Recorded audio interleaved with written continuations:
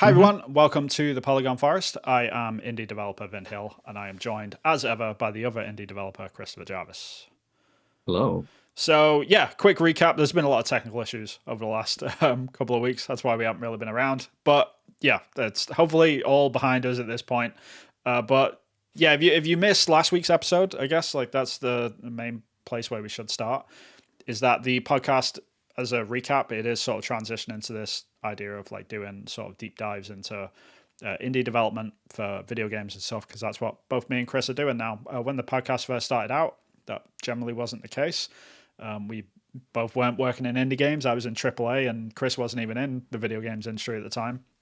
Yeah. So, but things have changed, and we figured the conversation around that should change as well. And last week, if you did miss it, you can go and check out the video on YouTube. We did a deep dive on my game, which is long gone. And this week, we're going to sort of flip that. And Chris is in the hot seat this week. We're going to be talking about his video game because he's been up to some stuff over the past sort of 6 months since we last saw his game on the podcast. But the other big technical side to all of this is the fact that if you're coming across this live, then like you're already in the knowledge. But if you're sort of seeing this after the fact on YouTube, then we are live streaming now. So if you're interested, you can go and check us out on Twitch. You can find us at Polygon Forest. I think it is Polygon Forest, or is it Polygon Forest Podcast? Polygon Forest, I think, on Twitch. Awesome, even shorter. Like it's hard to forget.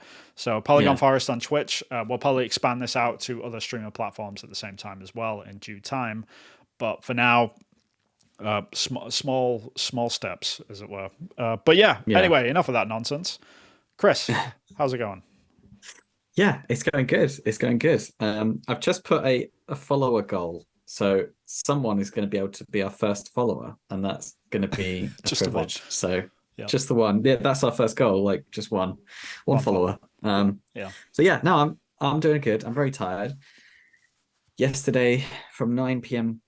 9:30 p.m. till 1 a.m. I was in a recording session with one of our colleagues, Matt, who we work with, and he's doing the voice for Adam, one of the characters in Focus Find. So I was directing the audio capture with his friend Thomas. So that was great. Yeah. So it's all happening basically. Yeah, I think we're getting ahead of ourselves. Let's talk about like what we're going to be talking about this week. So we're basically doing a deep dive into your game, which is a small indie game called Focus Find. Go wishlist on Steam if you haven't already. Tell us about the game first. I guess that's the best place to sort of start out. Yeah. Tell us like what's the top line sort of description for your game. So Focus Find is a 2D puzzle platformer, thriller, sci-fi, mystery narrative game. So you play Adam, and you're in a car crash, and you've got brain damage. You're in a coma, and there's a machine that's helping you remember your memories and basically fix your brain. And you have to travel through the 5 stages of grief to be able to fix your broken mind. And it's a thriller game, so there are twists and turns, and there are characters that come along and basically question what you can or can't trust in your own senses. All right, well, let's not give too much away, because we need to you need to hold the suspense. But yes. Yeah, so yeah, like there's, I guess like the last time that we really spoke about your game, it was almost a different genre, right? Like that's So that's changed a little bit. When I was first making the game, it was like just more of a puzzle platformer, but I thought, what can I do by myself, because it was just a solo game. And so I was just focusing on doing voiceover for the character, so I was just living in the moment. So I was like, it's going to be through stages of grief, and the character is just going to reflect the stages of grief, and it's just not going to have much narrative. It's just going to be, here are the stages of grief, here's what the character sounds like going through these stages, and this is what it's visually represented as. And it was quite simplistic. Didn't really have a beginning, middle, and end. But since working with Jump Button Studio, I've been given the opportunity for you and me to kind of hash out the script and get some voice actors involved, and bounce the ideas off people and have people read the script and refine it. And come up with something that's like a proper narrative linear story game, like proper beginning, middle, and end. And I was trying to sort of channel Black Mirror. It's like a Black Mirror video game version. That's what I was trying to go for. So yeah, that's the game in a nutshell, basically. Yeah. No, it's cool that like that you touched on that a second ago, which is this idea of the value of having another person to sort of just bounce ideas off. Like because I know like you were developing this game by yourself for so long, right? And I know that's like working on Yeah. Long Gone and stuff. Just sat there, you get in this echo chamber of your own mind almost. But just Mm. having multiple people sort of look at it, like is that like how much has that actually benefited you? I guess is the better question. Unbelievably, like the whenever you see solo dev in the media or like this person made the game by themselves, chances are they really didn't. Chances are they've got friends that they're, checking in with. People are excited and want to find out and learn how things are going. And there's that natural back and forth happening. Yeah. Um, and I value people's opinions, and I think any artist worth their salt has to be unprecious about what they're creating, because I'm creating a piece of art on one hand, but on another hand, I'm creating a piece of IP. I'm creating a product. I'm creating a brand. I'm creating something which I want to appeal to people that to put their hand in their pockets and give me some money. So I need people's opinions because they've got to like it. So it's a bit of a juggling act. But yeah, working with Jump Button Studio and working with yourself, who work there as well, has been invaluable in crafting this story and this narrative. But there's no way that it would be what it would be if I didn't have the people around me. And even in the recording booth, like I wrote it in American, as it were, and there were phrases and words and things that were being changed, and especially specifically with Matt's specific dialogue. He's Canadian, but he lives on the border, and he would say, "Oh, I would say it like this," and it's like, "Okay, fine, try that," and it sounded way more natural, and so therefore it fits better, and therefore we change the script around what sounds good with the performance. So yeah, a collaborative effort. It's far more enjoyable, and also you never get to see the look on your own face when you've done something that you are proud of. But when you see someone getting buzzed off something you've created, there's that feedback loop, and it's just way better. It's just 10 times better. Yeah.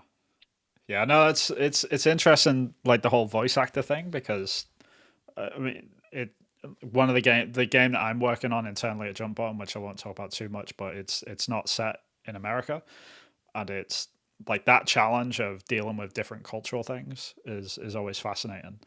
And I suppose like you're getting the front end, like the front seat to that when it comes to voice acting stuff, like with the American nature of stuff, but just having like the wide range of stuff like that. It's an interesting thing to sort of think about. It's not something that there's certain words and phrases that you constantly use, and I had this problem when I was working on Watch Dogs Legion. Just the amount of Americanisms that made it into the game just used to infuriate me, and I'm sure like you're seeing the same thing in reverse, right? Yeah. But of course, I was dealing with Canadians, so they're very polite about it. Well, yeah, I mean to an extent, but yeah, he like the guy that you're talking about, Matt. He's right on the border as well, and Yeah. he's always worked with Americans, I think. So I think if anyone knows best, like for the differences, it'll definitely be him. Mm. But yeah, fascinating. But yeah, I guess like over the past sort of 12 months, like you've been uh, working on a different load of mechanics and stuff like that. Mm-hmm. How much has the gameplay itself changed? Like, are you still happy with like the sort of progress in terms of the actual gameplay that's actually happening within the game, or is like the genre, has that changed at all? Yeah, it's expanded. So when I was just working by myself, I managed to create a demo, and I thought it was like a good chunk of the game. And it turned out it was about 15 minutes at a push if people spend their time like wandering around and figuring things out. So it was more like a tech demo rather than an actual demo. It was more like a MVP, minimum viable product. Yeah. Um, and it had some mechanics on there. And at that stage, when I was working by myself, I had a set amount of mechanics. But again, now since I've got budget and I can spend time on it full time, the mechanics have expanded, and working with coders as well, the mechanics have been able to be expanded and refined and polished. So there are more mechanics. So I don't want to give away spoilers, but yeah, the character will interact with other elements in the game to help you progress. So that was another thing that I could add on to. So it is more like a sequel, really, if anything, because it's being treated as a sequel. But just the first game never really got made, if you like. Yeah, that is interesting. Like the game has absolutely completely changed, but I think that's a good way of looking at it. It does feel like a sequel almost, because I remember that original version. I played it, and I was one of the people that blasted through it in 15 minutes. But as soon as you started adding the dialogue and things like that, like I think it became more of an experience at that point. Like the Yes, idea yeah. of where it wasn't like, because at first I think you were thinking about it more like chunks of gameplay, like okay, gameplay. It wasn't really like you weren't really telling a full story at that point. I remember Mm-hmm. it being a lot of I don't know where I am and stuff like that. Those sorts of quotes that were just in the game. But in Mm. terms of like the narrative itself, like what was the sort of process that you went through like even before you started getting feedback and stuff? Like Yeah. how did you sort of look at that and approach that? It was kind of weird, really. It was approached in a really odd way, I think. Hmm. Um, I don't know if video games do this normally, but it was uh, it it was what can we get for the budget, and therefore how many voice actors could we get? And it's like, could we get three? Yes. Okay, we can get three voice actors. Okay, in that case, what can we do with three characters? Yeah. And then it's, you know, who are the characters, how they interact with each other, and what roles do they play. Um, that was the weirdest thing, like creating a narrative off the back of knowing you can get a budget for three voice actors. Mm. Um, and then after that, I was outlining some ideas about where the narrative could go, and I was just trying to think of beginning, middle, and end. And I was researching the five stages of grief and trying to channel what their subgenres were within the stages and what people go through when they are grieving. And yeah, and working a lot with you. Basically, we went back and forth on the script and we hashed it out. And I would like run ideas past you, and I would go through like the beginning, middle, and end, like do a elevator pitch and get your feedback and go back and forth. So I was able to use you as a sounding board, luckily, and even down to the fine detail of going through the script with a fine tooth comb as well. So yeah, that was the kind of process of rewriting a narrative based on how much money you've got to play with. Yeah, I guess like I mean I'm not going to take any credit because I think if you just had anyone to sort of bounce the ideas off, I think you would have come to your own conclusions on it anyway. But when it comes to the actual narrative itself, like have you because I know like originally it was just very strictly about the five stages of grief, and I know like Hmm. now it's sort of expanded out a little bit into other things. Like I'm not going to go into Yeah. what those are like in the script, but you were you ever worried that you were sort of getting too far away from like the original sort of concept about like the grief aspect, or are you still like comfortable with like the balance that you've sort of found? Yeah, I think I never really worried about it until you just said that. No, It's nothing no, to worry about. Because I like the New Balance personally. Like, because I've seen the whole script, I know the whole game now. Right? yeah, It's like whereas before it was kind of ambiguous, and it will be yeah. to the player as well. But the actual the whole project was sort of ambiguous back then. But now that It the was. script is completely fleshed out, and Yeah, you've got different threads, and there's like there's mystery and there's intrigue and like there's other stuff. It's not just someone yeah. sad all the way through. You know what I mean? Because that would have been too Well, much, maybe. yeah. I guess what had happened is when I did the 15-minute demo of like the original, like what we call it, the legacy version, like the old version of the game, Yeah. the feedback I got not directly, but when the streamers that I gave it to streamed it, and they were just giving their ideas off the bat, and it was, you know, for all intents and purposes, organic and true feedback. Like Right. they probably knew I was going to watch the video, but there was no reason for them to be dishonest. They would say, "I'm really intrigued by the narrative because it was hinting at a narrative. And they would say things like, I can't wait to see where the narrative goes, or I can't wait to see where the story ends up going. And then I was like, that's kind of it though. That's all there is to it. It's not Yeah. really, it was quite skin deep, and it was quite superficial narrative that didn't really have a beginning, middle, and end. And then when I did the scripts and got some feedback and then gave it to some people with fresh eyes, like, and they would read the script and then send it back, and then they would have some notes. It was a bit more of a relief, to be honest, because the people commented on the twists and turns, and that they liked things about the story, and so it actually felt more of a relief rather than nervousness about keeping to the original version. So it was an all good experience writing it, I think. Yeah, that's good. But yeah, no, and like I said, I wasn't like a criticism to what like the version of the current game is. I think it's a good thing that it did change because it feels like since playing the game as well, it feels like a lot more of a concise sort of product now, for lack of a better term. Like it feels like okay, like what's next sort of thing versus like I think you sort of described it earlier as like a tech demo. It sort of did feel like that. It felt like a conjoined sort of monster of a tech demo, but now it Yeah, feels a lot more like a cohesive sort of string of events. So yeah, yeah. it must be a good It didn't relief. really have. It is. It didn't really have a good gameplay loop before. It was all just a mush of this is everything, and you don't really go into a loop of different types of gameplay.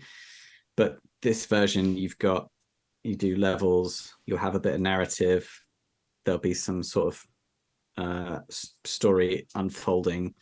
You'll have some backstory, and then you'll go back into the puzzle levels again, and rinse and repeat. So it feels a lot more like what traditional game is, which would have like three core pillars of gameplay. So yeah, Yeah, it's a lot more like a real game now. awesome. You threw me a side ball last week, so I'm gonna do the same thing for you. Did I? I don't remember. What was that? The Unity crisis that's been happening. So obviously, and as you mentioned to me, like this game is getting made in Unity, and everything that's sort of happened over the past sort of few weeks. Yeah, Well, yeah, it's been like 3 weeks, hasn't it? And like it's yeah. swings and roundabouts on that thing, but like where does your sort of mind sort of sit at this thing? Obviously, like I don't know if you could even go about remaking your game right now in a different game engine. Like, would you? Like these are the sorts of questions. Like, Yeah, is your confidence shook? Like these, I'm yeah. sure everyone's sort of looking at this Unity thing and sort of having questions about it. So, what's your sort of take on it? So from what I saw, it was mainly the more seasoned devs that had been doing like two or three releases. They might have been working the engine for about a decade, and they were in the industry old enough to know that every sort of decade they might change engine. Like before, Unreal was bigger than Unity for the sort of games that we would be making. Yeah, Um, and now it's Unity because of X, Y, and Z. That's a whole nother show.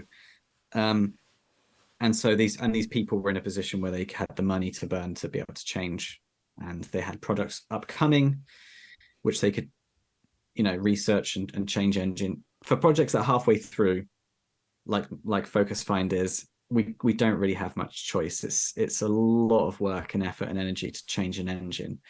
And the only engine that we could probably go for would be Unity or Unreal or Godot, however it's called. yeah, Godot, I think it is. Godot. Yeah, And I'd worked in Unreal a little bit, but I knew enough that I knew it was going to be a huge struggle to port from Unity. And for me, I'm a first time game dev. This is my first game. And I don't have a following as such. So make sure you wishlist Focus Find on Steam. So yeah, that really please help me do. out. Yeah, And so I was never really going to run into any of the problems that the Unity crisis had. That being said, it was really huge misstep and affect a lot of important, successful devs. And so the outcry was well founded and correct. mm. And now they've gotten now the CEO has stepped aside. my hope is that it was him that was responsible for how the pricing model was new pricing model came about. I think everyone in the industry that's sensible enough agreed that they needed to redo their pricing model because they were giving away a product that was not up to, well, let's just say other engines were pricing similarly, and Unity was the outlier. So it made sense for Unity to sort of go more in line with the competition. Like no one thought that was unreasonable. And so yeah, I'm quite happy to sort of stick with Unity, and I'm just fingers crossed that those sort of missteps will be avoided now that the industry has sort of cried out and made their voices heard and actually put onto paper and sent over, like, we're going to lose this much money if you do this. We're going to change, it's going to be cheaper for us to port everything and never use Unity again. Those, you can't argue with those numbers. So I'm hoping that that's been a bit of a shock to the system, and I'm hoping I can continue to use Unity because I really like Unity. Like, I like the features. I like what it can do. I like the fact there's lots of tutorials. I like the fact that I can use C#, and that's what that's the coding language I've been learning. So I want Unity to succeed. Like, it's in everyone's best interest for Unity to do well. No one wants to see it go down the toilet or be super uncompetitive and too expensive and change its core audience from being like indie devs, like and hobbyists, to just be AAA. That would be a real shame for the industry, I think. Yeah, it's like I think the last thing that you touched on is like the important point I think a lot of people missed about like everything that happened. I think the whole thing was sort of directed at the what they call the AAA whales, right? Like, so they're looking at the Ubisofts, the EA, the third parties that are basically using their engine that are making AAA games that are selling millions upon millions of copies. Like, that's who they're really looking at. Like, and they lost their way a little bit with that vision of, like, as you put it, with the whole like the indie scene sort of side of things. Like, I kind of you get the instinctive feeling that Unity are just trying to get away from that as much as they can. They're trying to move away from the indie people as much as they possibly can because there's no money there, which I get it. Like, there is money there, obviously, but there's not billions upon billions like they could be making off like the next Fortnite or, like, granted, there are games out there that have been made in Unity that have done very well, like Among Us, but that side of it it's an interesting one. Like, and it's interesting to see Unity trying to juggle with their culture changing at the same time, because they have, like, as you know, like, I think you're making your game in URP, right, which is like the Unity render pipeline, which is like the standard one, and then they've got HDRP, which is the more high end one. That's for the AAA people, and I'm using that in the game that we're making in Jump Button at the moment.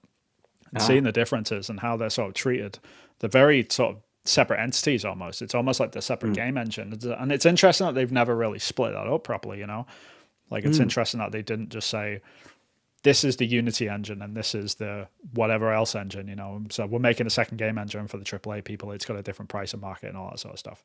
And they just never did that. It was fascinating, But with all of that, though, with all these hiccups, are you still comfortable in sticking with Unity in the future as well? Like, there's obviously, like, you've spoken about this game that you're on with Focus Find, but what about the next game, like the game after Focus Find? Would you still stick with Unity, or would you switch to something like Godot or something like that? I might well do. I might well be tempted to switch. Yeah, I think I'm gonna be looking. I've already been looking at tutorials for Godot to see what it can do versus Unity, like compare and contrast. I know it can use C# scripts, and from what I've heard, the headline is it's not Unity. It can do different things to Unity better than Unity, and Unity can do better it's things better than Godot. Yeah.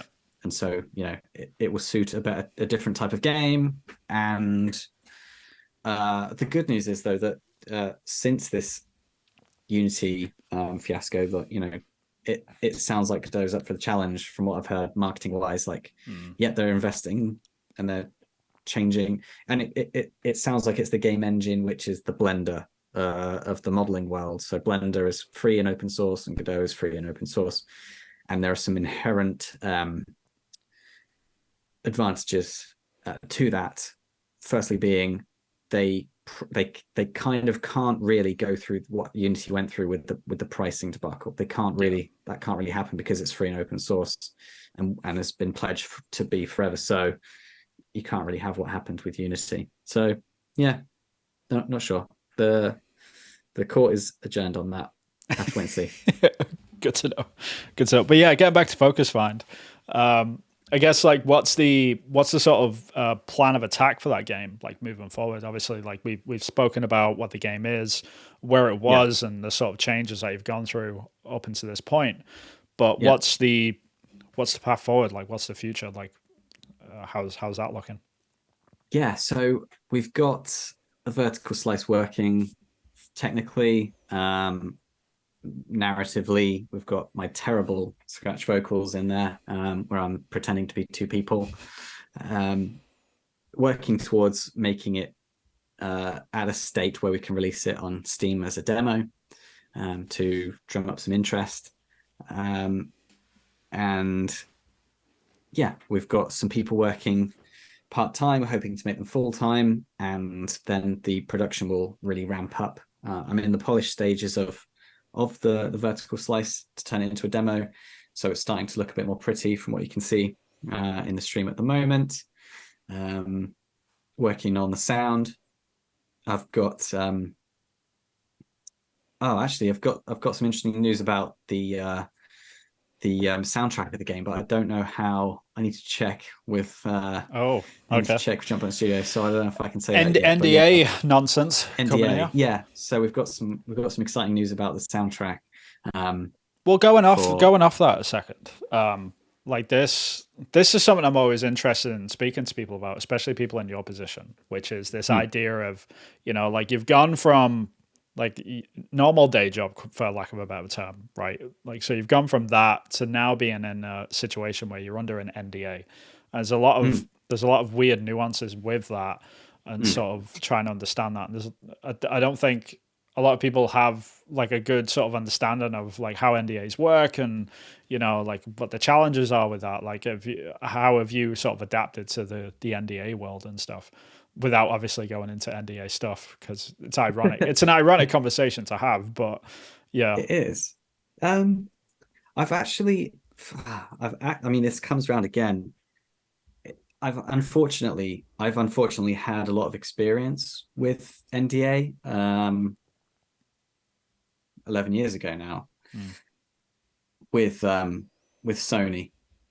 So I'm actually really clued up with what I can say and what I can't say. But that's been a totally different situation to working with a small indie game studio. Yeah. So it's been a challenge. And I the way I see it is just, if you're in doubt, just don't say anything until you get the okay. Yeah. And if you want to talk about something, just be like, hey, can I mention this and this, like, and not mention these, and just get a feel for what you can say and what you can't say. But yeah, it's been tricky. And like with marketing, like working out marketing, that's been tricky, like figuring out who's supposed to do what you should say, what you shouldn't say. We're coming from a place of obscurity, like no one knows who we are, no one's played any of our games before. And so, on one hand, there's no harm in telling everyone everything because it's just free marketing, right? But then you don't want to spoil things, and then you want to protect the IP, and it does have value to you. And yeah, I don't know. I'm not an expert. Yeah. So No, I'm always like, fumbling it's through. not to like put you on the spot or anything. It's very much because people have it can be quite strange to people that haven't sort of been through that, and like they've gone from just talking about whatever they want to talk about whenever they want to talk about it, in whatever sense they want to talk about it with, to suddenly being like, crap, now I've got to be careful, otherwise, because you don't want to sort of announce things too early or sort of give too much away at any certain point. Like it's this weird sort of balancing game that you have to play because of marketing more than anything. It's not really like a lot of people look at NDAs as big, mean, horrible things. Like, oh, you're not allowed to talk about the company in a bad way. Like Yes. they think it's that a lot of the time, but it's Yeah. 95% Yeah. of the time it's to do with marketing almost, right? It's just to do with marketing, and it's just to do with not spoiling it. And unfortunately, humans love novelty and new. Mm. And if you spoil that, then unfortunately people vote with their feet when something's been spoiled, quote unquote.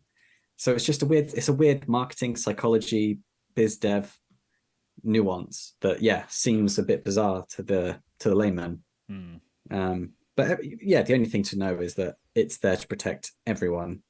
It's not a mean and horrible nasty thing that's that some mean and horrible nasty person is like, you must sign this and you will not do that, or we'll take you to court and take all your money. Even though that's actually what it says on the paper. Sure. Yeah. Legally, that's what it says, but Yeah. yeah, but most of the time it's genuinely just because you don't want to spoil anything too early, because if you show the ending of Yeah. the game and there's no Yeah. consequences to that, like it can cost the company a lot of money. So Yeah. Exactly. yeah, fascinating. But what we were talking about before we got into that, sorry, I interrupted you. Um. You No, talk, that was. so I you don't talked know. about like so stuff like for the future. So you've had Oh, stuff for the future. yeah. So did you spoke on the voice acting a little bit, like that's Yeah. moving forward. You're Yeah. preparing for a demo, and there's potentially some music involved. But Yeah. yeah, we need to sort of figure out if that is worthy of talking about at some point. But Yeah. like in terms of the big beats now, like the because we can get into like the nuances about like every single tiny thing that you're working on, but like where about like in development would you say that you are in terms of like proper milestone sort of stuff? Yeah. I'd say I'm in this polish stage of the milestone of the demo. Mm. So I'm just making things look pretty, feel pretty, run smoothly, sparkly. Yeah, Adding all the wherever I can. effects. Yeah, and then I've just got to do the change the audio around to get the voice actors audio in the game, which is a huge job actually. It's gonna take days, Yeah. days and days. And I know how long it takes because I've done it before. So I've got an idea of how many words I can get into the game in a day, and I know it's going to be at least a week and a half at least, and that's if I do nothing else on the game. So, and that still comes on the umbrella of polish. Mm. But again, I'm making this up as I go along. I think I'm in the polish stage. I don't really know, and we'll figure it out when we get there. Yeah, I can't remember who said like no game is ever finished. You just run out of time. That old Yeah, ticket, and it's so yeah, true. Like it's so true because no matter how pretty you make it, like there's always maybe I could add a little bit of a prop there, or new effects would go bad here. That probably needs a new sound effect. And it just goes on and yeah. on and on and on. I could just keep going. I'm learning this new synth, and I've got this new synth for the sound effects of the game. And I've got to the point where I'm getting to the end of the list of sound effects that I need, and then I'm getting better and better and learning more and more as I go. And then as I get to the end, I'm listening to the first sound effects I did, and I'm like, well, that sounds terrible Yeah. in comparison to the great ones I'm doing now. And I could just keep going. Yep. And there would be no end in sight. Because But you'd I've do got that to again, be, then you'll get to the end of the sound effects again, then you'd have to go back and start again because like the revision that you redid, it'd be like, that's still not as good as the new stuff. So I'm gonna go back and yeah. Yeah, it's dangerous, right? The feature creep is a real thing. But yeah, when it comes to features, I guess like that's something else we could touch upon real quick, which is like you've for the longest time when you were working by yourself, and for a lot of the time that you've been working in Jump Button as well, like this game that you've been making has very much been on the tech side, right? So you've been working yeah, on the code, the actual like just getting the character moving around, as you were saying, like the audio should trigger at the same time and stuff. Now that you're in this sort of polish stage of like now you're sort of getting into the artwork side of stuff, on a much more sort of granular level compared to where you were before. Like what's that been like? Has that been a challenge, or has it been fun? Is it a mixture of both? Like what's your take on it? Yeah, I guess it is a mixture of both. It's been really rewarding. I love learning software and I love learning new things. So that's been a real joy to be able to do that as part of my full-time job. It's been a headache when things don't go according to plan, or if I'm trying to struggle on something, and I'm kind of the I'm kind of the person that people ask me questions. So Mm, when I can't figure something out, I've got to go and find out the answer myself. So that's frustrating. And also, I'm just working with some really incredibly talented artists, right. which is tricky because I'm implementing art assets and they're creating art assets. And that's tricky because I'm not as good at art as they are. And so there's not, I'm not going to say like a language barrier or anything like that, but I'm limited and they can excel. And then there's certain skills that I know that they can't do and they're limited. And so it's like if we all had equally the same amount of skills, the game would go 5 times quicker, like during production. Sure, but that would So make it's it just boring, right? learning. Because everyone would be on the same Yeah, sort of playing field. yeah, that's true. That's true. Yeah. Yeah, but we're all bringing our skills to the game, I guess, is what you could say. And yeah, learning how to do particle effects and scripting them to go off, and then putting sound effects in. It's been great fun because I love wearing all the different hats, and I love every day's different, and I don't do the same thing, 2 days running. Mm. Even though I could, like, game dev allows you not to, you don't need to do that. It's like eat the frog, the most important job to get done. You should focus on that. And luckily with game dev, there are several most important frogs that you can switch between, Yeah. and it doesn't affect your productivity. So yeah, it's been great. Like what you can see now, the parallax effect of the particles moving around. Like the artist came up with some great images, and then it wasn't until I just got some blobs on a screen and then just moved them around that it was like, yep, that looks the best out of everything. Yeah. Let's go with that. Um, that makes me sound really big-headed, but it was completely inspired by what the artists were doing. There was no way I would have been able to do that without their art. So yeah, it's been great fun, and yeah, I love inspiring creatives to work on something that they enjoy working on. That's just a great feeling, which you can't do as a solo dev. Yeah, it's like the art thing. Like you touched on something a second ago, which is this idea of they almost speak a different language, and you're absolutely right. It is absolutely the case, and it's one of the challenges as someone that's running these projects, to be able to talk all these different languages between not just the artists, but like programmers talking a different way, and people that Hmm. write music can work in a completely different way. And you have to learn how to talk their talk, not walk their walk, obviously, otherwise you wouldn't need them. But to be Yeah, able to sort of communicate with them in a way and get what you need out of them yeah, is probably one of the hardest challenges I've had. But it sounds like you've grabbed it by the horns at least, and you're making good progress with it. But yeah, I know like you're working with a lot of artists at the moment, and just trying to figure that out. So like it is a different language, Like I would it is. I would sort of describe it that way. Yeah, and you have to talk to the different people in different ways. Like you have to talk to the artists like this, and if you spoke like that to a developer, they would think you're insane, and vice versa.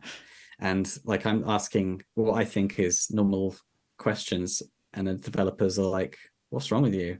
You know, and yeah, what you Yeah. think is obvious isn't obvious. Um, yeah, so again, you don't get that in a huge number of industries to have such diverse types of people working on the same creative project. Mm. Uh, it's totally unique to me. Like for me, I've worked in industries where, like, say, I worked in automotive. The one defining factor is that you could always have a conversation about, cars with people, Yeah. and people, everyone coming from different jobs, they were kind of all into cars. And like pet industry, everyone was kind of into pets, and you could always have a conversation about pets, but they brought something. But with game dev, like even the type of games people play are totally different, and it's that age old thing. I don't play games anymore now that I'm making them. I don't have time, so it's very rare that I can have a conversation about what games I've been playing because it's only going to be one game, and Mm. chances are it's not going to be the game that the other people have been playing. So Yeah, it yeah. is. It is an interesting thing because I remember. You ever work in like film or animation or something like that? It's like I do envy them sometimes. I don't envy their timelines because they have to get stuff done quick. But I do envy that side of it where everyone is sort of like minded almost, you know. But at the same time, I don't because I like the idea that the way that you have to talk to a programmer is vastly different to how you talk to an artist and vice versa. Like Mm. technical side of stuff, programmers will look at you like, how do you not know this? It's like because we didn't study how to write code. That's why. And then Yeah, you I'm you not in ask your it. mind. Yeah, yeah, Yeah. and like the artist might come back and be like, yeah, the perspective on this is off, and you're like, what the hell are you talking about? Like, what? How, where? You know? Or it's you with color theory. When you just come at me with some Yeah, color theory knowledge, and I'm like, that's so obvious, but why did I not know that? Like, because yeah, because you yeah, shouldn't, right? Like that's the thing, and that's the beauty of having all of these different people because you get that different perspective on stuff. Like mm, for lack of to ignore the pun to my previous statement, but yeah, you do get a different perspective in terms of like, okay, yeah, I didn't actually look at it from that direction. Like I try to like whenever I'm talking to someone in a different department, I have to sort of preemptively put myself into that space. A little bit. I'm like, okay, how are they gonna, figure this yeah, out so I can sort of get ahead of them for a little bit. But yeah. And yeah, also simultaneously, it seems like I don't know if you found this because you're a project lead as well, mm. or a game director or whatever we are. It seems like our job seems to be mostly just considering the player Yep. because like the artists are coming at it from their art brain and the programmers are coming at it from the programmer brain, and it seems like we just need to be like, whoa, whoa, whoa, let's just consider what the player's gonna Yep. gonna think and feel, and when they're playing this, like before you do this, like consider them first. And I guess that might be speaking towards you know small indie game teams with uh you know very limited quality assurance processes and people on board. um But yeah, I think even like smaller teams though should always have that mindset. In a way, it's an important Ooh. sort of lesson to learn as a games developer, I guess. Like even if you are a solo dev, not losing track of the player is one of the most vital sort of things I always say. Is just the game has to work before it looks pretty is the mantra which I always live by, and it's something that Mm. people internally at our studio like they're sick of me saying out loud, but it's accurate. Like it's totally true. Mm. Like you need to like constantly think about what the player's doing. Like the game has to function as a video game. Like because if we're just Yeah, making stuff look pretty all the time, then yeah, we might as well just be making animations for a living. We might as well just be making movies or yeah. whatever. You have to sacrifice everything for the player experience, and that that goes across the board, like UI, code, mechanics, physics, art direction. Like Yeah. it's never going to look like an oil painting because you might need some UI in the corner, that might, you know, or there might be technical limitations, which means, yeah, you can't have a million colors swirling in the background, for example. Yeah, you have to put the player first. Yeah, it's tough. But outside of development, like you're sort of ramping up. It sounds to have a good marketing push with a tech demo. Are you actually making that demo completely publicly playable, or is that more of an internal thing, or like where are you So up to with that? yeah, we've done a bit of internal testing and I've had some good feedback. It's just not been enough. So we need to get some numbers really. Mm. So the first step of what I want to do is do like an alpha, like closed alpha play test. So for all intents and purposes, it's going to be the demo that I envisioned and I'm aiming for. And the only reason why I want to get it as closed first is just to make sure everything works okay and runs okay, and technically it's all okay. And if as long as they all don't come back and say this is a terrible game, like don't waste time, then we'll probably, even if they do say that, unfortunately it's too far gone now, we probably still will release the demo. But it depends what we tweak or don't tweak. Yeah. So yeah, the idea is that we'll do a quick alpha just to make sure everything's okay. Then we'll do a public demo on Steam. Yeah, so yeah, you're looking at the older version now, Yeah. the old demo, and yeah, that's going to be the marketing push. So people will be able to play the demo. Streamers hopefully will get engaged and like it and wish this the game, and yeah, we'll build a following that way. and while we're cracking on with the rest of production. The demo is going to be basically a whole stage. So technically it's 1/5 of the game, but the story gets longer as the stages progress. So it's still only a small part of the game. Right. Yeah, it's really interesting looking at the Steam page now, because like this is where like people are going to be landing on your hub and stuff.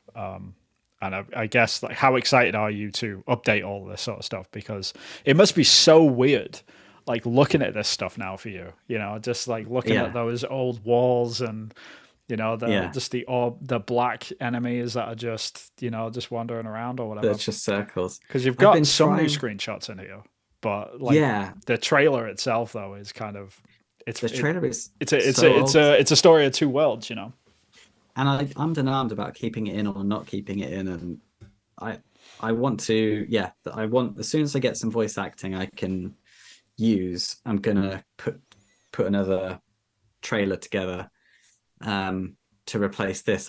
I wasn't. I've looked a couple of times of taking it out because it's got to the point now where the screenshots look better than the trailer. Mm. So I was trying to actually get rid of the trailer, but Steam, it's got the better of me, and I've not been able to do it.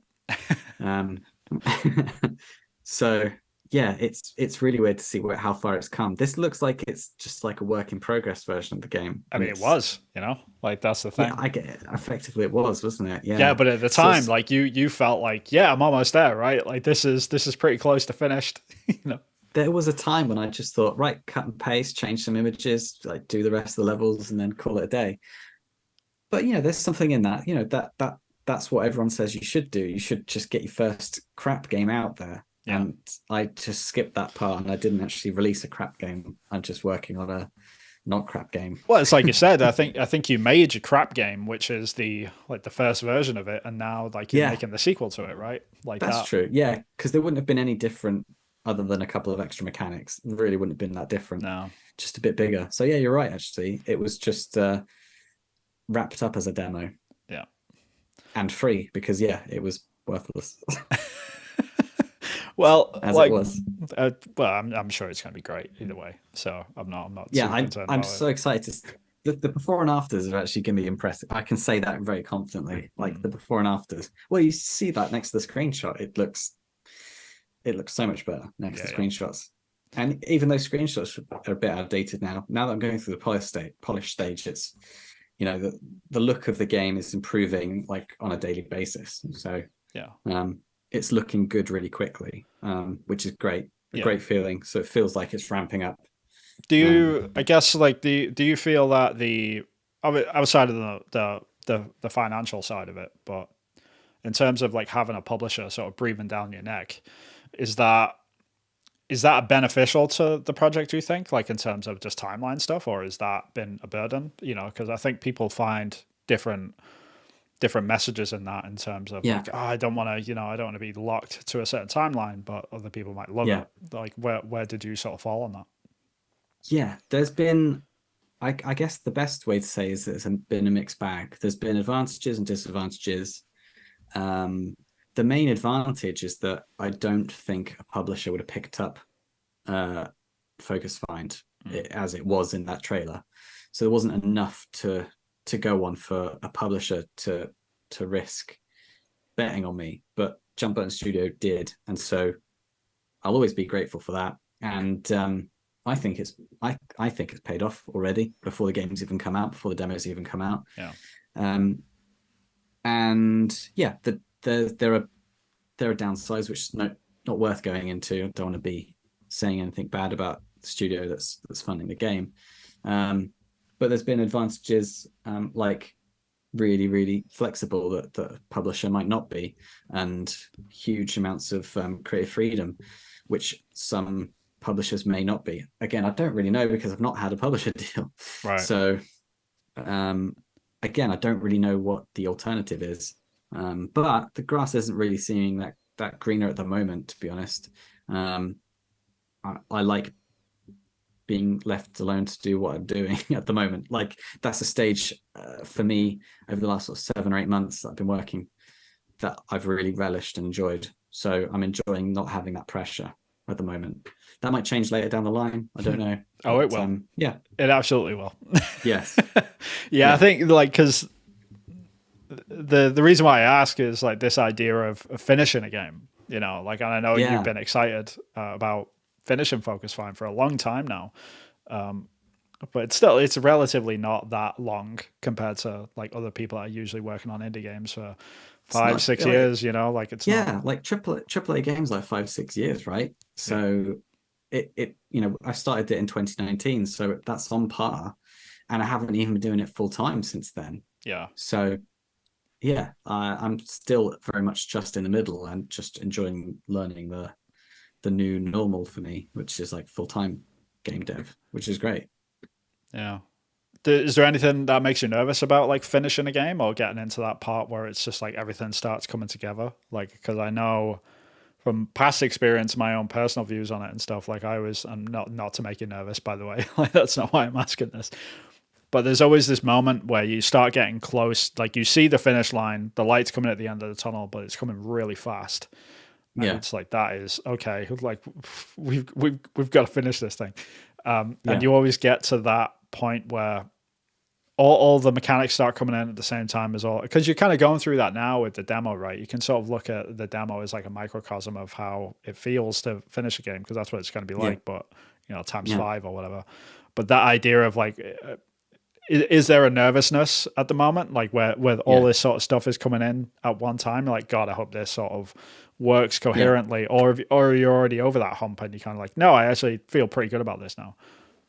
No, there is this impending sense of doom. Right.